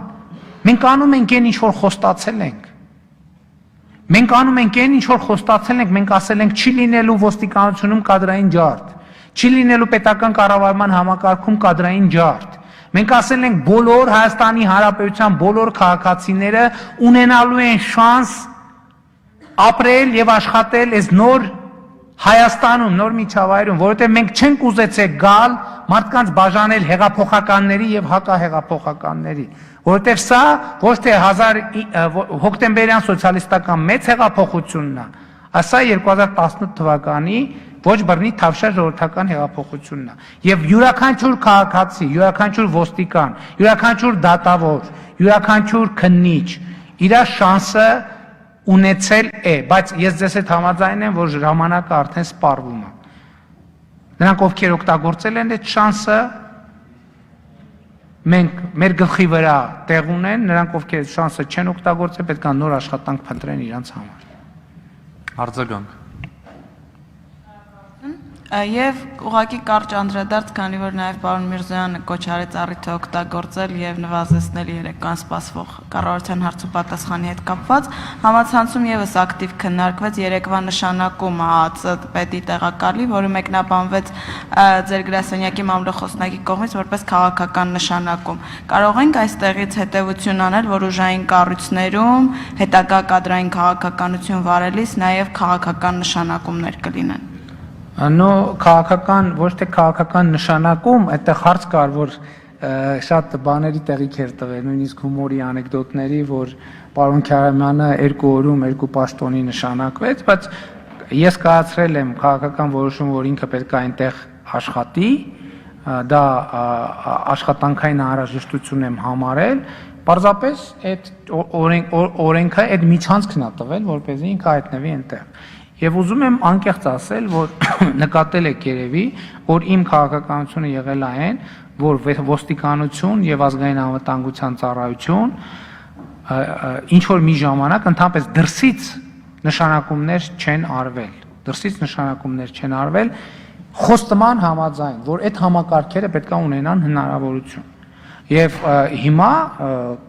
եկել է ժամանակը գնահատելու եւ վերագնահատելու արված աշխատանքի արդյունավետությունը եւ այո կարելի է նաեւ դա ազդարարել մի փուլի մեկնարկ, որտեղ կարող են նաեւ ոչ թե կարող են, այլ կլինեն նաեւ դրսից նշանակումներ, իհարկե մի քիչ sense կարող է կուլբիտային լինի օրենսդրական միջանցքներով, բայց դա լավ է եւ լավ է այդ դժվարությունը, որտեղ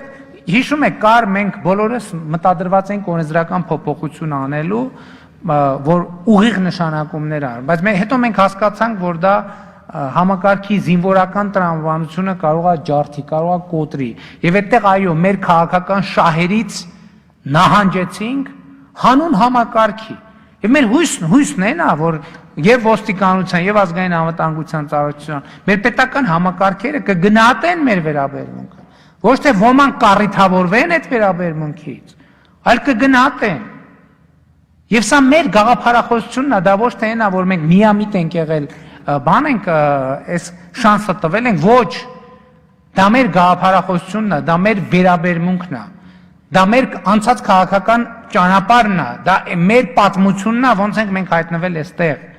Մեր խնդիրը չի ելի եմ ասում, որ մենք այ հազիվ հասել ենք այս ամբիոնից, պինդ գրկենք այս ամբիոնը եւ բաց չթողենք։ Ոչ, մեր խնդիրն է, որ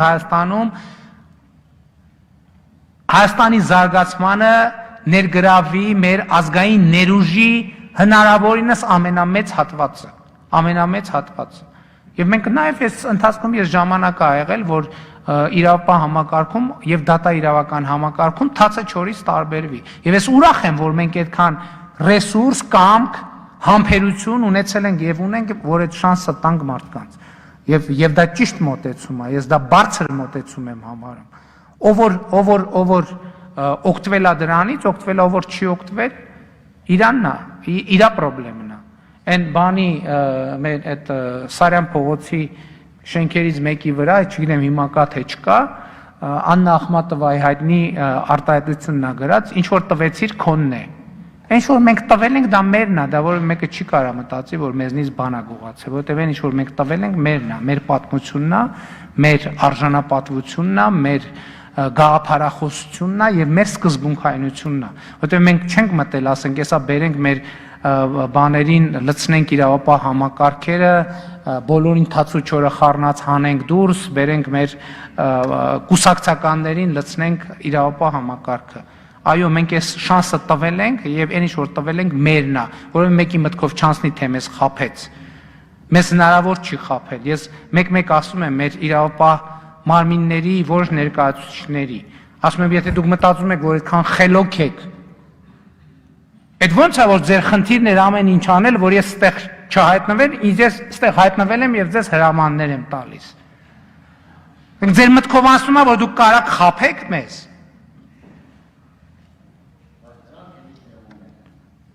Ոչինչ, թող նստեն դե։ Մենք մոտեցանք ընդմիջմանը, մի քանի վայրկյաններ մնացել, պարոն վարչապետ, ձեր եթե չեք առաջարկում նաև մի փոքրիկ հայտարարություն իլուր եւ մեր գործընկերների եւ հայաստանյան հանրության, ես առավոտյան ասեցի, որ կասկած կա, որ կորոնավիրուսով վարակի դեպք կա ազգային ժողովում, ցավոք սրտի հարգելի գործընկերներ, այդ կասկածը հաստատված է եւ մենք ազգային ժողովի աշխատակազմում վարակակիր ունենք, իհարկե առողջություն ենք մաղթում վարակակրին եւ ես հիմա ուզում եմ նաեւ ի պատասխան հնչեցրած հարցադրման ասել, որ ոչ մի պարտադրանք չկա այդ դիմակները եւ չի էլ կարող լինել եւ ձեռնոցները կրելու, բայց դա նախ եւ առաջ ձեր ընտանիքների առողջության համար է, հանրային առողջության համար է, եթե հաշվի առնենք, որ դրանով կարող ենք տարածումը կանխել, այնպես որ կրկին կոչ եմ անում ձեռք առնել անվտանգության միջոցառումները, նաև ուզում եմ տեղեկացնել, որ աշխատակազմը եւս իր կողմից ձեռք է առնում անհրաժեշտ միջոցառումները, անձը մեկուսացված է վարակակիրը,